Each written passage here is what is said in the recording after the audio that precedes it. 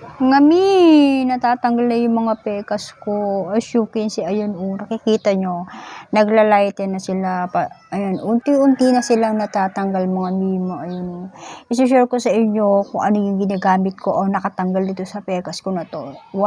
Isang product lang yun. Ito yung product na talagang nakakatuwa. Kasi ito lang yung product na may effect siya. Super ganda ng effect niya. Effect na sa face, nakakaputi talaga siya, as in pati pekas mo talagang matatanggal. Ito yung na-try ko na product na napaka-effective sa pekas mga mima. At meron pa akong isang ginagamit. Syempre, i-share ko din sa inyo yun. Siguro next week kasi marami pang nakaabang na mga i-vlog ko. Pero susunod na siya mga mima. 1 month ko na siyang ginagamit. Ayun. Diba? Wala na. Pawala na siya. Manipis na siya.